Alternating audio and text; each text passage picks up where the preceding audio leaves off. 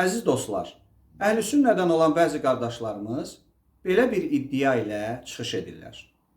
İnsanlar gəlib beyət etdiyi zaman elə əvvəldən insanlarla bərabər Əli ibn Əbi Talib də beyət etdi. Hansı ki, elə bu Əhl-Sünnət mənbələrində olduğu kimi Şiyyələrin də mənbələrini keçdik. Əhl-Sünnət mənbələrində, səhih mənbələrində və müətəbər və Əhl-Sünnət etibar etdiyi mənbələrdə, hətta Şiyyə mənbələrində belə göstərir ki, Əli ibn Əbi Talib radiyallahu anhu Əbu Bəkrə beyət etmişdi. Ən ilk beyət edənlərdən biri Əhl-Sünnət mənbələrində, hətta bir çox Şiyyə mənbələrində onu göstərir ki, Əli ibn Əbi Talib radiyallahu anhu Əbu Bəkr radiyallahu anhun xilafətindən razı idi və ilk beyət edənlərdən biri idi. Burada deyilənlərlə bağlı bir neçə məqama diqqət yetirək. Birinci məqam.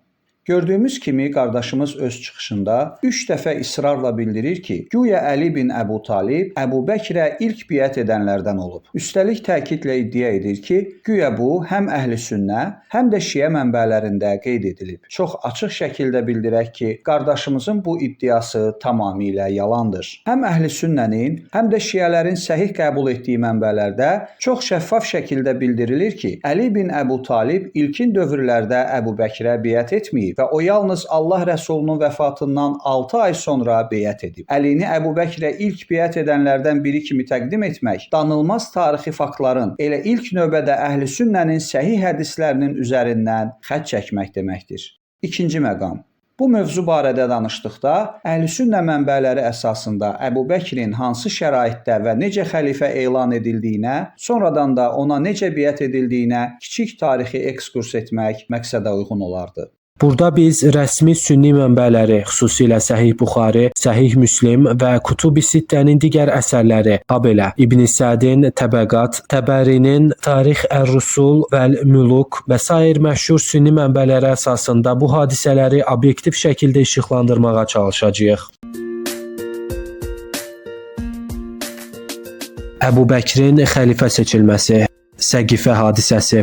Bir çoxlarının yanlış təsəvvürlərinə və iddialarına baxmayaraq, ilk xəlifə heç də İslam ümməti tərəfindən seçilməmiş, xəbərsiz şəkildə kiçik bir dəstə tərəfindən elan edilmiş, sonradan ümmətə qəbul etdirilmişdir. Məhəmməd Peyğəmbər vəfat etdikdə müsəlman icması ilk ictimai siyasi böhranla üzləşir. Peyğəmbərin yaxınları onu dəfn etdikləri zaman Mədinəli iki məşhur qəbilənin, Əvs və Xəzrəc qəbilələrinin böyükləri dövlət başçısının kim olacağı məsələsini həll etmək üçün Bəni Saidə Səqifəsi, yəni kölgəliyə adlı yerdə bir araya gəlir. Bu xəbər Məkkəlilərdən Ömər bin Xəttaba çatır.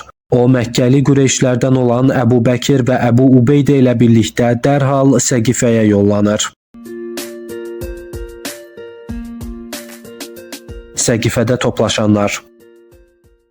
Peyğəmbərin dəfni hələ başa çatmamışdı ki, Bəni Saidənin Səqifəsində yığışan 20-30 şəxs sayı 100 mini aşan İslam ümməti üçün rəhbər seçmək qərarına gəlir. Halbuki Allah Rəsulunun yaxınları həmin vaxt onun dəfni ilə məşğul idi və Səqifədə rəhbərlik məsələsinin müzakirəsi barədə sayı 100 mini aşan İslam ümməti ümumiyyətlə məlumatsız idi. Səqifədə toplaşan bu şəxslərə heç kəs belə bir ciddi və həssas məsələni həll etmək səlahiyyətini verməmişdi. Məşhur Əhl-Sünnə tarixçisi İbn Səd özünün Təbəqat əsərində, İbn Kəsir Əl-Bidayə və Nihayəsində, habelə İbn Hişam Sirə əsərində bunları qeyd edir. Rəsulullahla birlikdə vida həccinə gələnlərin sayı 120 minə yaxın idi. İbn Səd Təbəqat cild 2 səhifə 135, İbn Kəsir Əl-Bidayə və Nihayə cild 5 səhifə 279, İbn Hişam Sirə cild 4 səhifə 251.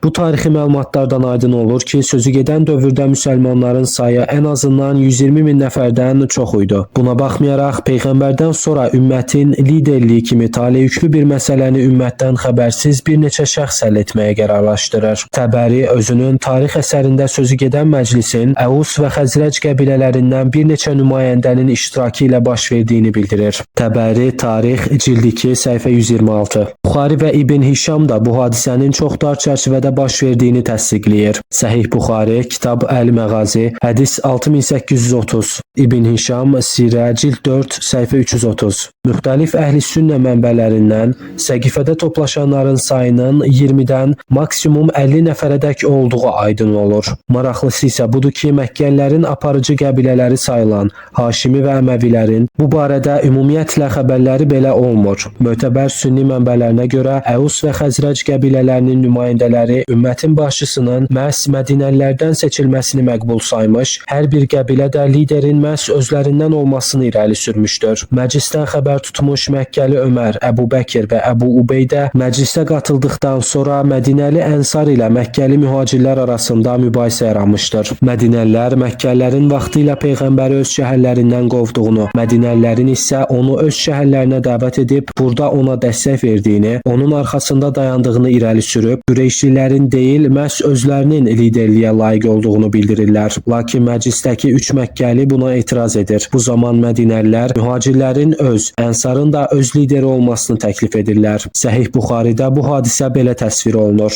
Ənsardan biri dedi: "Bizim bir əmirimiz olsun, sizin də bir əmiriniz." Əbu Bəkir isə cavab verdi: "Xeyr, əmir yalnız Qureyşdən olmalıdır, çünki onlar insanların ən yaxşılarıdırlar."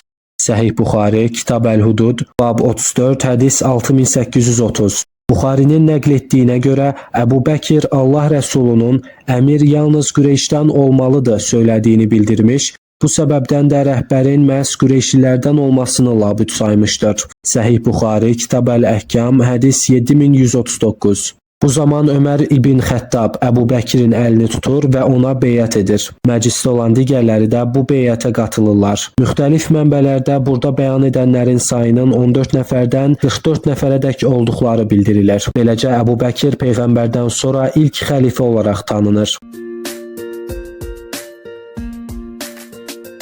Rəsmi beyət və bəzi səhabələrin etirazı. Ertəsi gün, bəzi mənbələrə görə isə 2 gün sonra Mədinədə Peyğəmbər məscidində ictimai şəkildə Əbu Bəkirə rəsmi beyət edilir. Lakin bir çox səhabələr, xüsusilə Haşimilər və Əməvilər, eləcə də Mədinəli digər qəbilə üzvləri beyət etmirlər. Onlar böyük İslam ümməti tərəfindən heç bir səlahiyyəti olmayan 20-30 nəfərin səqifədə toplaşıb İslam ümmətinin rəhbərini seçməsini legitim akt hesab etmirlər. Buxari, Müslim, Əhməd ibn Həmbəl, Təbəri, Bəlazuri, İbn Qüteybə, Şəhristani və sair kimi məşhur sünni mühəddis və tarixçilərin məlumatlarına görə Əbu Bəkirin xilafətinə ilk mərhələdə beyət etməyənlər arasında Peyğəmbərin əmiləri Abbas ibn Əbdülmüttəlib və Əqil ibn Əbdülmüttəlib, habelə Əli ibn Əbu Talib, Zübeyr ibn Əvvam, Miqdad ibn Əsəd, Salman Əl-Farisi, Əmmar ibn Yasir, Əbu Zər Əl-Ğifari, Hüzeyfə ibn Yaman, Bəra ibn Azib, Xalid ibn Səid ibn As, Səd ibn Übadə, Qeys ibn Səd, Xuzeymə ibn Sabit Züş-Şəhadəteyn, Səhl ibn Hüneyf, Osman ibn Hüneyf və sair bu kimi tanınmış səhabələr də yer alır. Əbu Süfyan hətta Peyğəmbərin əmisi Abbasla birlikdə Əlinin yanına gəlib, Əbu Bəkirin xilafətinə qarşı çıxmaqda ona öz dəstəyini təklif etmişdir. Lakin Əli müsəlmanlar arasında fitnə kimi dəyərləndirib, bu təklifi rədd etmişdir. Əbu Bəkirə beyət etməyən səhabələrin əsas argumenti isə Peyğəmbərin dəfn edildiyi bir vaxtda ümmətdən xəbərsiz bir qrup şəxsin yığışıb xəlifə seçməsinin Quranda buyurulan ümumi məşvərət prinsipi ilə uzlaşmaması, habelə bu addımın Allah Rəsulunun əhl-i-beyti də daxil yaxınlarına edilən hörmətsizlik olmuşdur. Qeyd edək ki, İmam Əli də daxil olmaqla bu səhabələrin əksəriyyəti 6 ay boyu Əbu Bəkirə beyət etməmişlər. Bu etirazların mahiyyəti Buxaridə dolayı şəkildə belə qeyd olunur. Əli Peyğəmbərin vəfatından sonra 6 ay beyət etmədi. Fatimə vəfat edəndən sonra isə beyət etdi. Səhih Buxari, Kitab Əl-Məğazi, bab 83, hədis 4240. Əziz qardaş, Səhih Əl-Buxari və Səhih Muslim kimi səhih qəbul etdiyiniz mənbələr başda olmaqla mötəbər əhl-i-sünnə mənbələri iddianızı rədd edir və bəyan edir ki, bir çox digər səhabələr kimi Əli də ilk dövrlərdə Əbu Bəkirə beyət etməyib. Yalnız 6 ay sonra Əbu Bəkirin ərəb qəbilələrinə qarşı başladığı riddə savaşları nəticəsində İslam toplumunda yaranmış gərginlik fonunda ümməti parçalanmaqdan qorumaq və birliyi təmin etmək məqsədi ilə Əli və onun ardınca da daha əvvəl beyət etməmiş digər səhabələr Əbu Bəkirə beyət edib. Tarixi faktlar bunu deyir və israrla tarixi saxtalaşdırmaq nə dünyada, nə də axirətdə heç kəsə faydalı olmaz.